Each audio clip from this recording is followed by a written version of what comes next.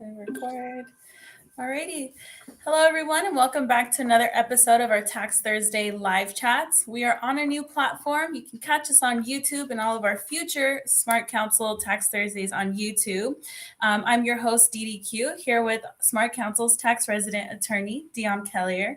Happy Tax Thursday, Dionne. Happy Tax Thursday, Deedee. Awesome. If you didn't catch us last week, we were talking about sports and jock taxes. We covered the NFL, NBA, MLB, and NHL, so hockey.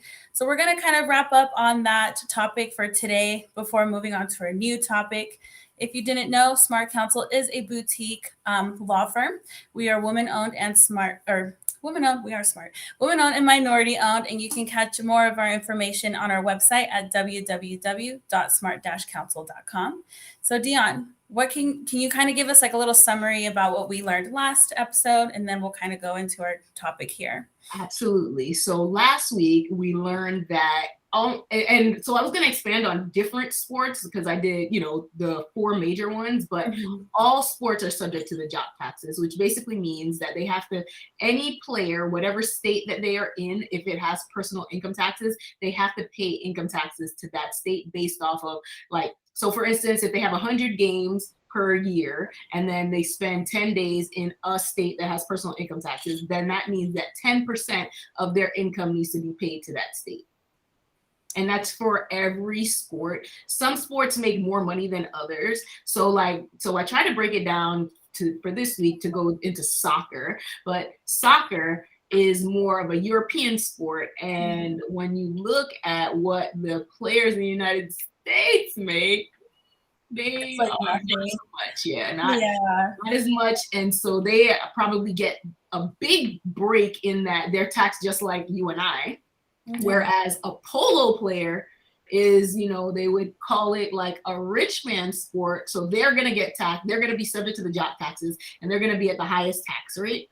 And, something that I found so interesting before I talk about the next topic is I was just, in trying to research this, percentage wise, an owner of a team is going to pay less than you and I in taxes. Actually, the owner of the team pays less than like the star player on the team in taxes percentage wise. And then the person that works at the concession stand pays far less than the star on the team percentage wise. Wow. So the owner of the team could end up paying between 10 and 12% in taxes based on the expenses and things that they get to deduct. Then the player of the team can kind of, net out at like 40% in taxes, or like 40% in taxes, probably a little less. And then the person that works at the concession stand, their effective tax rate is probably going to be more. And so number wise, right? So like 10% for a billionaire, that might be $10 million, but I'm paying 37% and I'm nowhere near a millionaire. So percentage wise, they, can pay less, but that's a benefit of being a business owner. So Right. That makes sense. Wow, that's crazy though. It is crazy. When you start to see the numbers, you're like, are you serious? But it is, we live in a capitalist society and cash is king and it rules. So what I thought was going to be very interesting is I wanted to just touch on the tax status of sports teams because, I actually, in 2015, I learned that the NFL was a 501c6. And so that means that they had a level of exemption from taxes. Interesting. Is it just the NFL or? No, so let me get into this. So when I learned that, I was like, no way, this is impossible. No, it's possible. And it was happening. So sports teams themselves are taxable entities, but sports organizations such as the NHL, MLB, and NFL have a different history. And many of those organizations, league offices, which handle the administrative functions of the sport, are qualified as tax exempt. However, during the summer of 2018, the Senate introduced the Properly Reducing Over-Exemptions for Sports Act to eliminate the nonprofit status for the league offices of professional sports organizations. The bill didn't pass, shocker, but it brought up the necessary question, should Congress eliminate the exemption for professional sports leagues? So in 1966, the IRS grouped football trade associations under 501c6, that's a trade association, nonprofit status, and because they act on behalf of their members. But in 2015, the NFL voluntarily dropped that status. Major League Baseball did in 2007. The NBA was never tax exempt, and the act was aimed to limit the tax provision for any organization, although it specifically named the NHL, PGA, and LPGA. And the operations of these three leagues generate a combined $1 billion in total revenue, which would result in $100 million over 10 years in government revenue if the organizations were no longer tax exempt. Wow. Wow. Yeah. So NHL, PGA, and LPGA, they still are getting these benefits. And I mean, like, can you be mad at somebody that had a good lobbyist? I can't be mad at them. I know, right? That's crazy. I know. So locally, local community leagues, they are often tax exempt, and they fall under 501c4s. And this says that social or recreational activities are not social welfare activities by default, but an organization that stimulates the interest of the youth in the community in organized sports may qualify for tax exempt status if admission is virtually free and the members' attendance is encouraged. And amateur sports organizations may qualify as a 501c3 exemption if they have an educational, charitable, and conduct national or international competition of sports, or support and develop amateur athletes for national or international competition. Little League baseball is one of those examples. So what does that exactly mean for the, like, for example, for the Little League? They're tax exempt.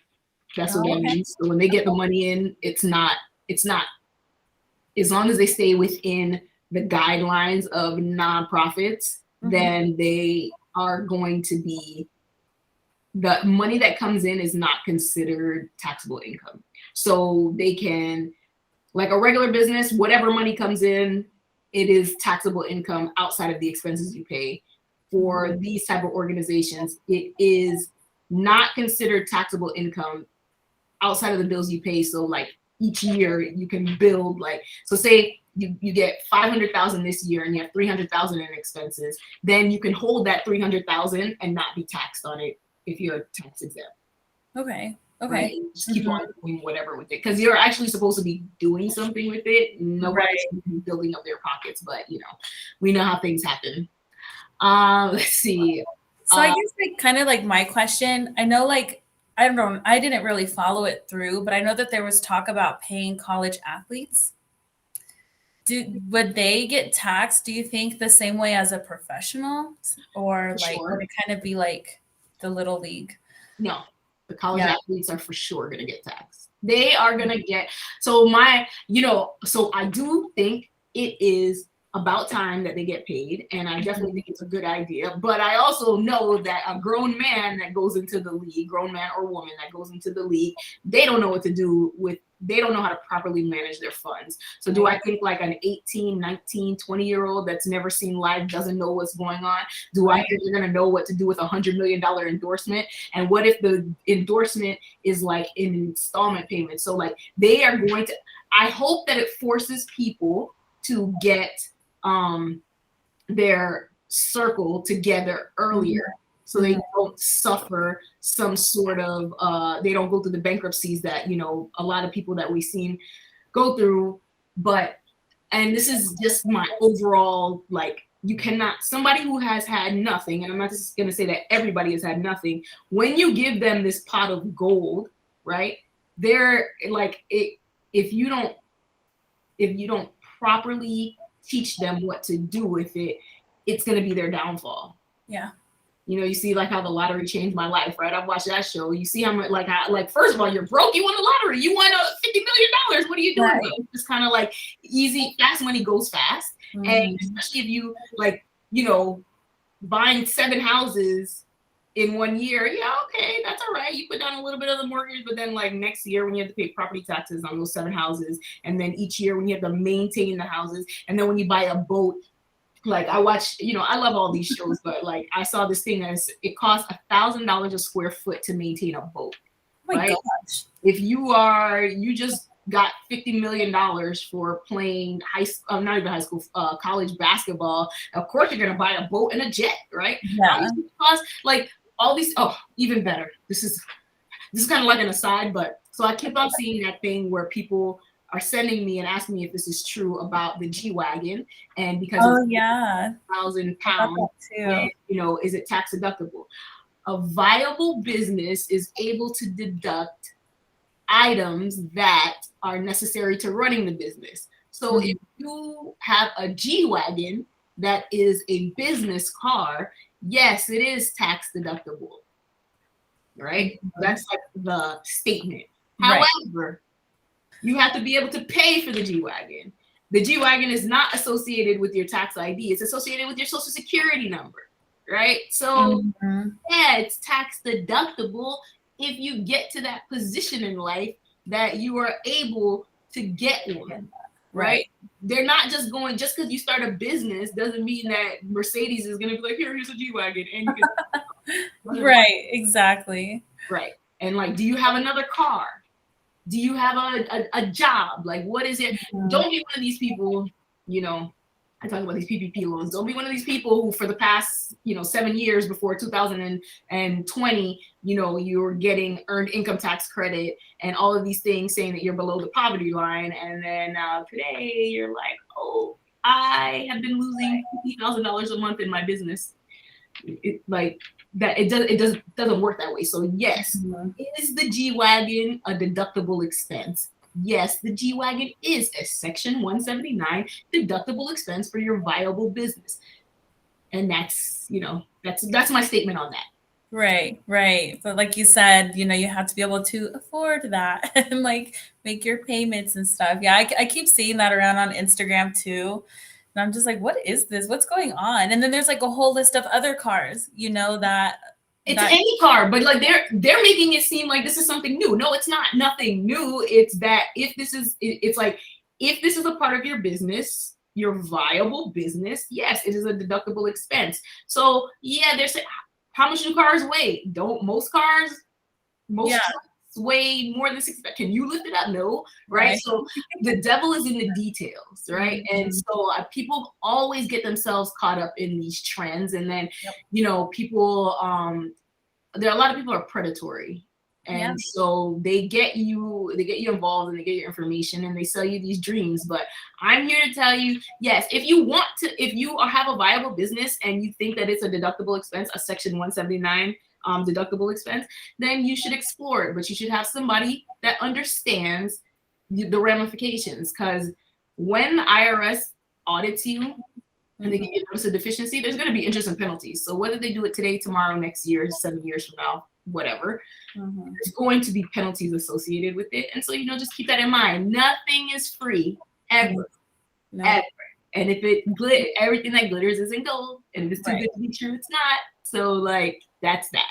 Biggest takeaway right there. Biggest takeaway. Like I see it yesterday, I probably got like 5, DMs about it. And I laughed like, yes, it is true. However, but awesome. So what can you tell us? I mean, just kind of wrapping up with the whole athlete jock taxes for, PGA, Little League, etc. What is the wrap up with that? The wrap up is that, while it is very fortunate that, athletes get to do what they love and get paid for it, they are heavily taxed on it, right? And nothing is free. So at the end of the day, like you're making $1 million, but $1 million puts you in the 37% category, unless you have a 37% tax rate category, and whether you're married or you're not married, right? So that $1 million, it puts you there. So what does that mean? $1 million, $370,000 needs to be paid to the IRS. That is your obligation, period, point and blank. And then if you have businesses and something else, then there's ways to make that tax hit possibly less, but probably not. And endorsements and all of those things, they count differently. And so, when you look at an athlete and you see that they're making X amount of dollars, know that they're paying X amount of taxes. Right. And so would you want to change places with them? Probably not. Like my 37% that I pay in taxes is going to be far better than that 10% that the billionaire pays. So let me stay with my 37% right now. Right, exactly. So yeah, just like you said, there's nothing's free. You know, everyone's paying. Well, they're supposed to be paying their taxes. So that's great. Awesome. Perfect. And so kind of moving on to today's topic, we are going to be diving in to Disney's tax exempt situation that's going on. Disney's been in the news quite often this year, but we're going to talk about their tax problems that it seems like the state of Florida is kind of like changing around and whatnot. So what can you tell us kind of, moving into that topic? What can you tell us about that? Okay, so I'm from Florida. I'm here on the ground. And so what happened was, right? So, all right, let me read it. I want to keep my personal opinions out of it. I just kind of want to talk about the facts and then we can get to my personal opinions later. So Florida Governor Ron DeSantis signed a bill to repeal a decades-old agreement that allowed the Walt Disney Company to operate as an independent government around its 25,000-acre theme park complex. The April 22nd move came after Disney, the state's largest employer, voiced opposition to legislation barring classroom instruction on sexual orientation and gender identity in kindergarten through third grade, which affects students in older grades as well. What's the legislation? It's called Parental Rights in Education. It requires district school boards to adopt procedures that comport with certain provisions of the law for notifying a student's parent of specified information, requiring such procedures to reinforce the fundamental rights of parents to make decisions regarding the upbringing and control of their children in a specified manner, prohibiting a school district from adopting procedures or student support forms that require school district personnel to withhold from a parent specified information or encourage or have the effect of encouraging a student to withhold from a parent such information, prohibiting a school district from encouraging classroom discussion about sexual orientation or gender identity in primary grade levels or in a specified manner, and it will be effective July 1st, 2002. So that is what you hear, the don't say gay bill, like all of that. And so this is where it comes from. Disney actually was in a bad position because Disney didn't say anything at first, but Disney World has a lot of everybody there. So they had to say something. And what they said, it wasn't even that it was, they just didn't come out in support. They kind of came out in a neutral position. Okay. And so my interpretation of this law is, so my opinion of the whole situation is, I feel like there are people who kind of sit and are like, how can we interfere in somebody's life that has nothing to do with us? It's just like that thing that popped up with the Supreme Court and the abortion situation. How can we, as somebody that's not in the position to make the decision, right, mess with somebody's life because I had nothing better? I feel like it's because I had nothing better to do. That's my opinion, whatever. That's how you feel about it. So this is basically affected, like, so I don't have any kids yet, so I don't know if my position would change, but it's like basically a prohibition on teachers discussing different sexual orientations with kids when they're in third grade, from kindergarten to third grade, right? It's not that, and this is still my opinion, it's not that a teacher is going to push a kid in any direction, but if a kid comes to the teacher saying that this is how I feel, it is banning the teacher from saying anything about it. And it's also banning teaching about different types of sexual orientations until after third grade. But I mean, we're all grown here. We understand that we live in a society where everybody comes from different types of families. So for you to ban one type of family it's discriminatory. We in Florida, we made it into law. So does that mean, so kind of like my understanding is Florida passed this law. Disney had different opinions about it. And now Florida is kind of like retaliating, right, by getting rid of this whole tax thing, and now they're like having to owe a lot of money, and now things are changing for Disney? So no, right? Because they are so they rushed to punish Disney and probably didn't read through the entire whatever, right? So let's talk about it. All right. Okay. So Disney's district is the Reedy Creek. It's called Reedy Creek. I'm going to call it Reedy Creek. And it's a special taxing district for Walt Disney World resorts that acted with authority of a county government, and it was created in 1967. And under the agreement, Disney was responsible for building and maintaining municipal services like power, roads, and fire protection, which ensured the residents of Orange and Osceola counties, because that's in Central Florida, it's Orange, Osceola, Hillsborough is Tampa. And so that Orange County and Osceola County would not have to pay for such services. Disney's most significant benefit from the arrangement was not financial, but rather the autonomy to develop the 25,000 acres it owns in Central Florida without much oversight that other developers have. And through the deal, Disney is provided with several privileges, but it didn't make the theme park tax exempt, right? So that's one of those things. Disney was never tax exempt. And since for fiscal year 2021, Disney contributed more than $780 million in state and local taxes. Wow. So the perception that Reedy Creek somehow gave Disney property tax breaks, it's false. Yeah. And under the new law that's going to take effect in July of 2022, Disney's deal with Florida ends June 1st, 2023. The dissolution of the Reedy Creek district will likely have financial consequences for the surrounding communities, Orange and Osceola counties, unless officials take future action according to the Senate's financial impact analysis. And so, for example, the district's bond debt could be transferred to those counties, and the debt could be about $1 billion.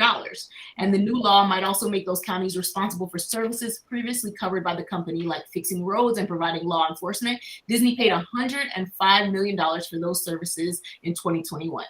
The bill would have an indeterminate fiscal impact on residents and businesses currently served by a special district dissolved by the bill. And such residents and businesses may experience a change in services which previously were provided by the special district. So DeSantis did not erase any tax exemption for Disney, and it misconstrues the special taxing district status that is in the process of being removed.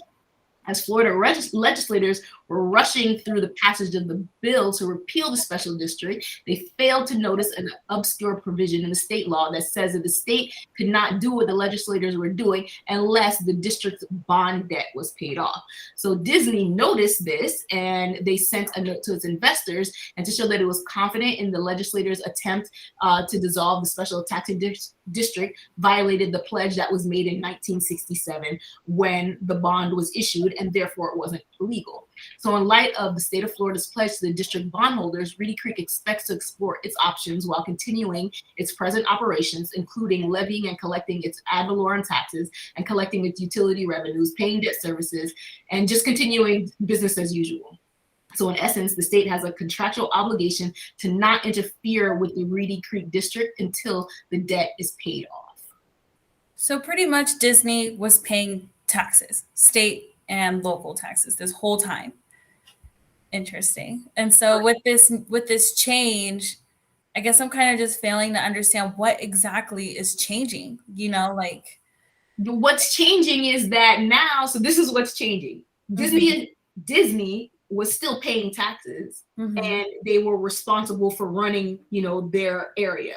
Right. Now, Orange County and Osceola County will be responsible for paying the taxes that Disney has been absorbing. So if Disney leaves Central Florida, it's going to go into depression.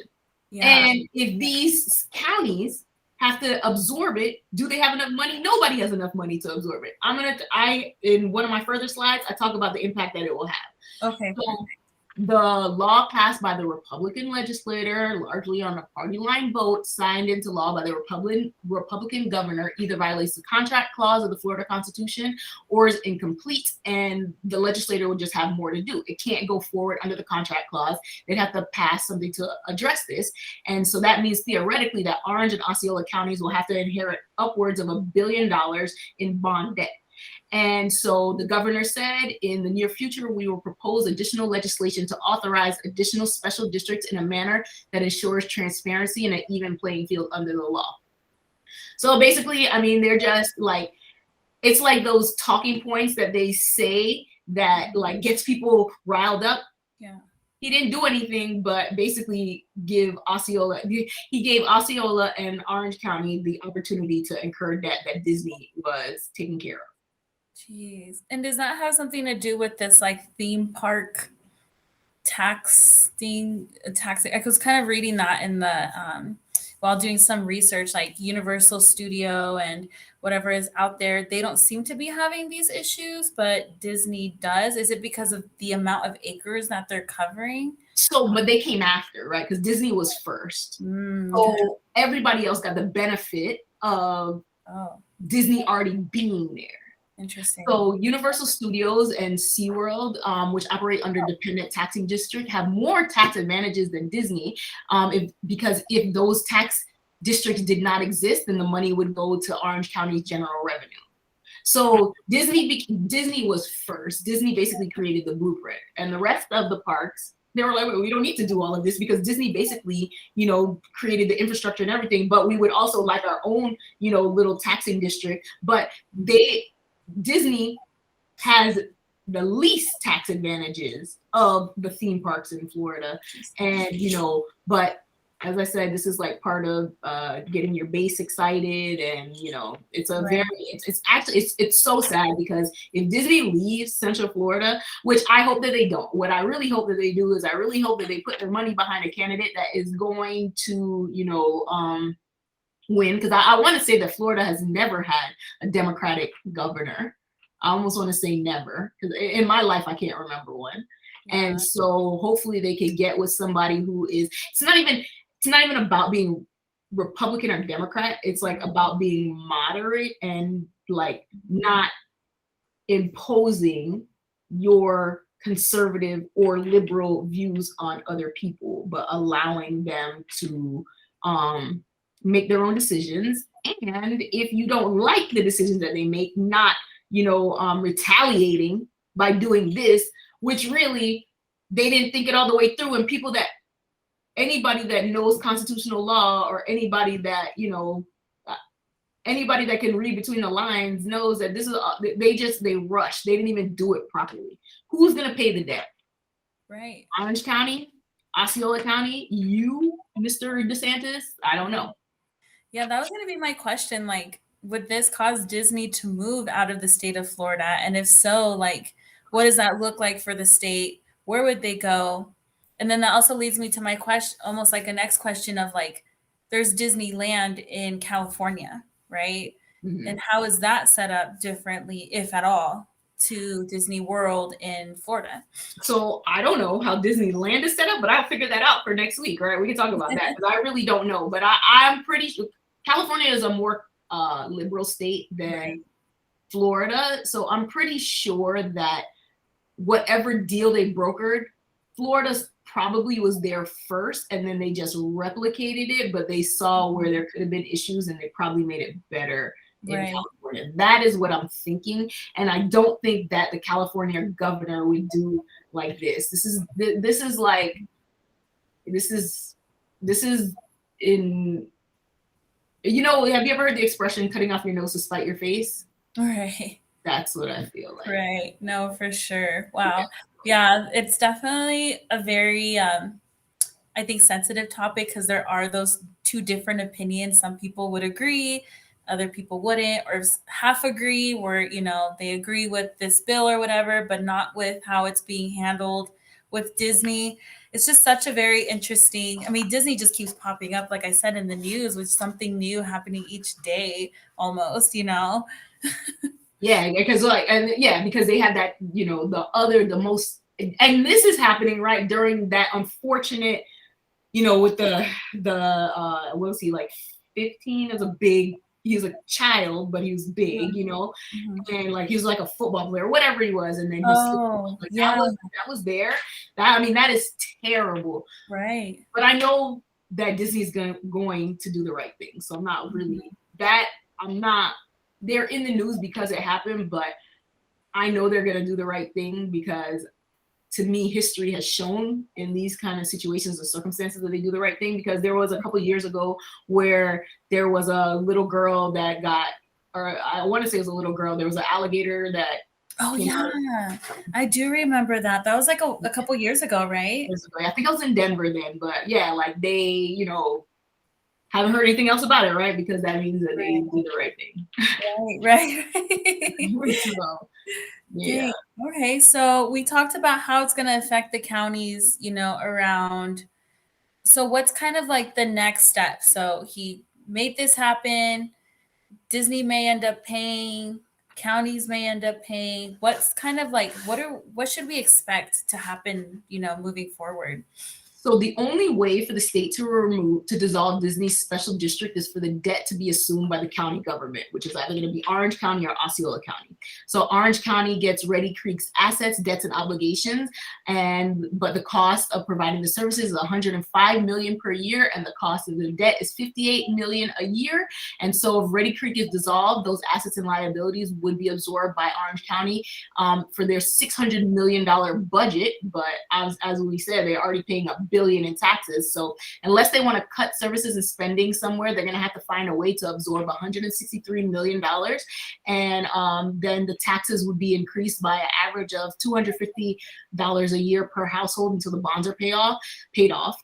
And then by dissolving Reedy Creek, the legislator essentially rewrote the promises made in the district's bond offerings. And instead of bonds being backed by a special district with power to levy up 30 mils in taxes, the property bond taxes would be backed jointly by two governments, and they would only generate 10 million in taxes. So it says that the millage rate means $10 per $1,000 in taxable property value rather than $30. So that means that revenue is going to go down because that's a $20 difference.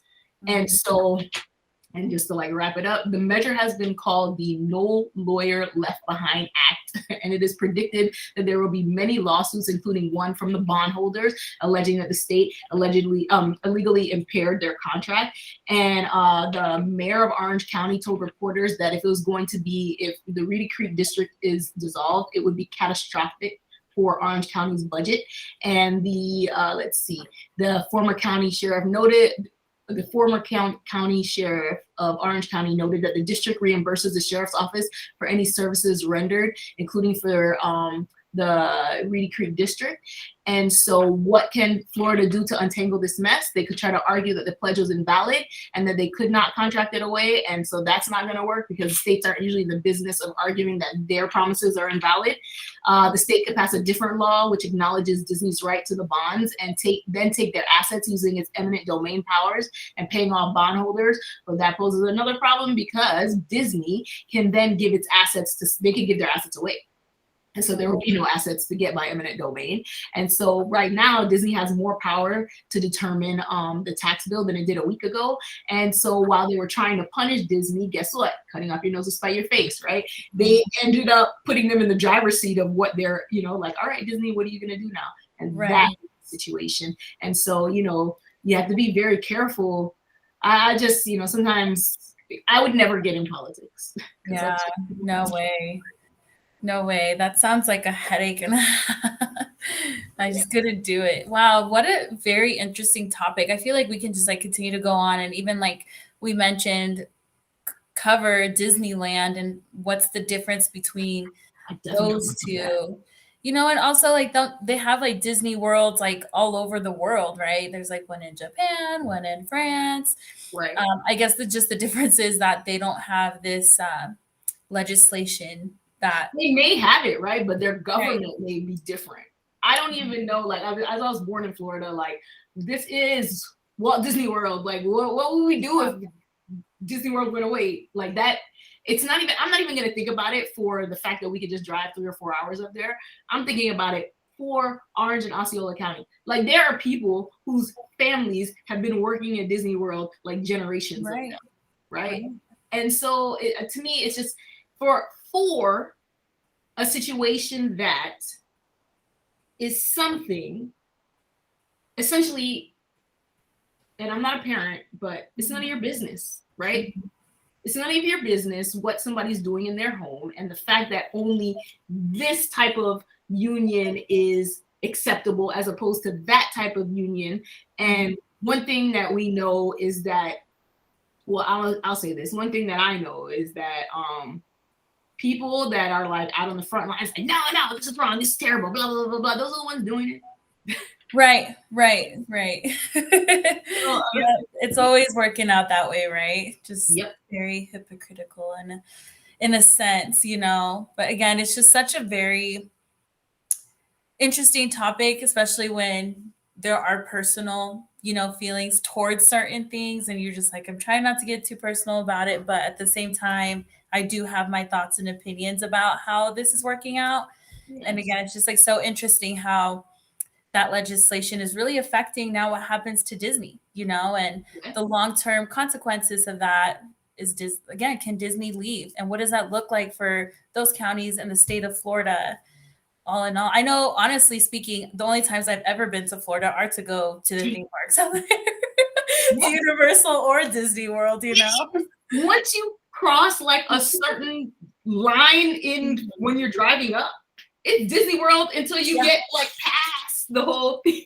For real though. No, seriously. And I guess like one last question, you were saying that Disney was like paying for like the roads, and do you actually see that? Because we talked about how we saw like marijuana businesses in Colorado, like that's improved. Do you actually see that in those areas? Yes. In the area surrounding Disney World, I could, I would probably sit Indian style on the sidewalk, right? That nice. Right. Nice, right? But like right there, what is it? International Parkway, all that stuff. Literally, walk with your bag open. Yeah. Car open, whatever. Food drop on the floor, it's all right. This is Disney World, greatest place on earth, on the planet. So yeah, it's beautiful up there. You know that you're there. You feel it. Everything about it is like, it just makes you feel good. Even if you don't go to Disney World, even just being around there, it makes you feel good. So I just really hope that, kids don't have to suffer not having Disney World there. Like that would be terrible. Right. I know, no, seriously. And again, the businesses around, the hotels, everyone kind of like striving off of that tourism. I know like they probably suffered a lot during COVID with that being closed. And now if something were to happen like that, dang, yeah, dude, it's crazy. Terrible. No, you're absolutely, it's terrible. Like it's the, like, I really hope that, we get it. I hope that our position changes. Yeah, for sure. Definitely. Well, thank you so much, Dionne. That was, again, just another very interesting topic. We'll be back next week, maybe with covering a little bit about Disneyland, and then a new topic, kind of like we did today, going over finishing up jock taxes and then diving into this Disney tax legislation deal. But yeah, guys, thank you so much for tuning in. Again, you can catch us on YouTube now. Our YouTube channel is just Smart Counsel. Look us up, find us. I'll also add the link in the description box below. And then if you have any other topics or questions, feel free to send those to us via Instagram, or you can email us at attorney@smart-counsel.com. And we'll be back again, uploaded at least Thursday at 9:20 a.m. Eastern time on Instagram and YouTube. And we'll just catch you guys later. Thank you so much, Dionne. Thank you, Deedee. Talk soon.